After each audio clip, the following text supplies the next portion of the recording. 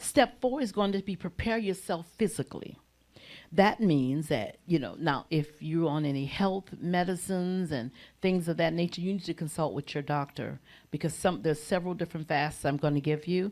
And this fast, you have to make sure. If you are not one that's given to fast on a normal, regular basis, you need to go to your doctor. And I suggest that. Also, you have to understand that now typically, whenever you're fasting, when I'm getting ready to prepare for that fast, I'll still take vitamins and things of that nature. But when I get ready to get to that dry fast, I take nothing. Nothing at all. Everybody cannot do that, right? Because you have to know how to walk. Because see, it takes fasting, prayer, and faith to do this. If not, well, it's a nice diet. Yeah, it's a nice diet. The next one would be is that don't rush into a fast. Make sure you prepare yourself. Prepare yourself mentally, physically, and emotionally. It is good to go on a corporate fast so you can pull on everybody. Like I'm going to, before we end this fast on Thursday, I'm going to do a special conference call, morning call again, right at that end when you're getting rid of that last hump, when the enemy want to make you go get that hamburger. Yeah, you right over that last point. So you have the first day.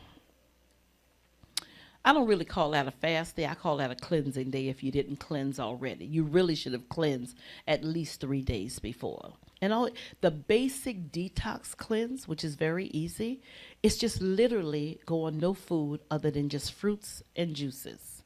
Or go on just smoothies with no sugar or just nothing. It's the fruits thing. It's going to detox you and it's going to prepare you. Drink a lot of water.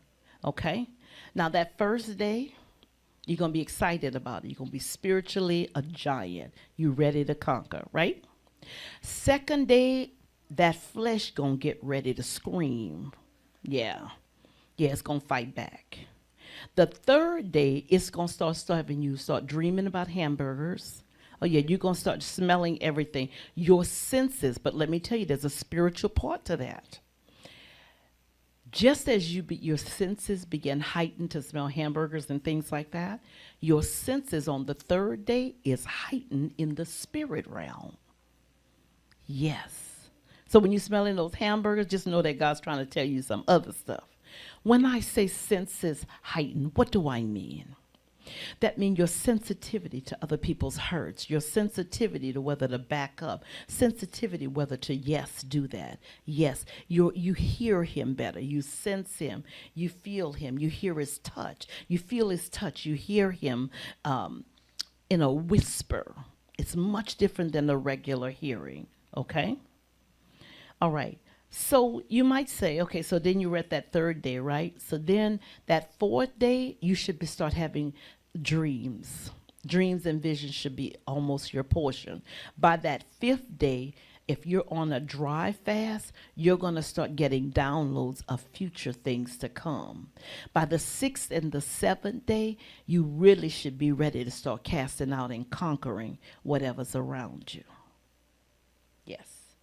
You might say, well, prophetess, who I'm going to be casting out? Start with yourself first. Yeah, the person that walks with you every day. Call it out. So you mean like prophetess, you mean really call? Yeah, like hard down, call it out. You know why? Because God's given you power. Anything you don't like about yourself. Everybody in here, find 3 things in your mind that you don't like about yourself. Come on. If it take past 2 minutes, it's a problem. Takes past 1 minute, it's a problem. Because that means you prideful and you don't think nothing's there. Ooh, ouch. Come on, think about it. Go after that. See, on the fast, go after that. Now, see that 6th day, there's a spirit of intercession is going to hit you. Because then you're going to start thinking about other people. See, during that time, supernatural things can happen to you. See, within that 5th to 6th, 7th day, supernatural things can happen. You could meet people on the street. God give you an evangelism spirit. You'll be able to sense around you. Oh, yeah, you're ready to roll at that point. Okay? While you fast, typically, that you shouldn't be on any drugs or anything of that nature. Uh, there shouldn't even be any natural herbal things, and not that any of that is bad, but it's not a full detoxing fast. You understand? But you have to pray about that because some people can't get off their medicines, and that's not a hindrance, not a big deal. But you're gonna use wisdom with it, right? Everybody say right. Right. Okay. You're going to use wisdom with it because if you're not used to fasting, your body is not used to shifting into that next place. I promise you, once you get in a flow of this, you will know what you can do and what you can't. I'm going to suggest that whenever you're dealing with fasting and you're dealing with these smoothies and things of that nature, which is fine because if I go fast anything longer than 7 to 21 days, I will do the smoothies, right? Then sometimes I'll throw in just nuts. But this is the thing. Smoothies with no sugar, it needs to be organic, right? Because there's already natural sugars that are in there, right? Okay. If you don't, you have to understand if your body's isn't been taking in anything, any added sugar gonna bring you, oh, that's gonna do something to your system after a couple of days. I'm saying this because sometimes people don't know how to fast. Typically, the greatest fast that you can go on is the one that you want to get closer to God. Now, when you do a dry fast is one where literally when you should be eating, you would be literally seeking God. When you would normally be eating, you'll start worshiping and seeking God. God becomes your food. Those of you that say the Lord has put you on a 40-day fast, sister, you better be strapped. And you better know what you're doing. Okay. You literally need to know what you're doing. Yeah, yes, Jesus fasts on 40 days, and that's why his name is Jesus. Yes, he did. But if God leads you on that, you need to ask the Lord how to do it. You need to have spiritual backup. You need accountability. And you need someone to war that body through whenever it gets rough.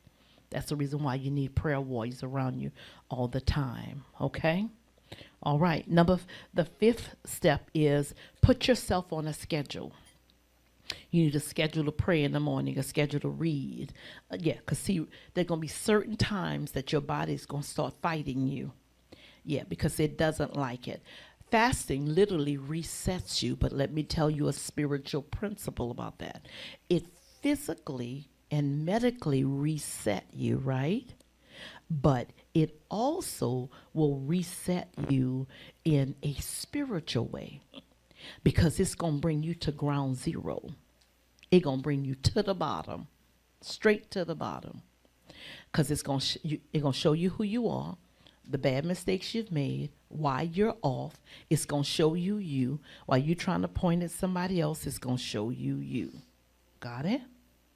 So when it resets you, it gives you clarity in the mind, clarity in the spirit, and it lets you hear.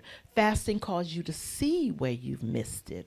Why everybody's saying the same thing, and then you sitting here saying, why I don't see it? You don't see it because your flesh is so high. So when you go on a fast, you humble yourself and you allow God to draw himself to you. Okay? The more time that you spend with him is the more meaningful time that the fast will be effective. So when you would normally talk on the phone, that's the time you're going to see God. The most time you'll be on social media, you'll be closer to God. That's you just literally replace it. When you get ready to hunger, you run to him. Now, if you do the fast the way I said, you work your way to that place, but you're going to mind the word is in every step. It has to be. You'll set something in the morning with crying out. You set some in the noon. You set some in the evening and before you go to bed. I'm going to say this. Those of you that are going to propose a dry fast, I need you to make sure that you understand that a dry fast requires a lot of water. Because if not, your lips will shrivel, and it's not healthy not to do a lot of water, okay? That's just wisdom, okay? Invite the Holy Spirit into your fast. Say, God, lead me and guide me based on Philippians 2 and 13. Okay? Invite God and say, Lord, use me during this fast. Ask him to use you. Ask him to cause you to give you a word. Moho rabashoko rabashe. Your schedule is going to really important. Number 6 is end your fast gradually. Whenever you're preparing and you've went through this fast, you end it very gradually, usually with broth or crackers for at least the first day. And you gradually go back on natural foods. Do not start with bread. Do not start with hard foods because you will cramp and you will have a real problem.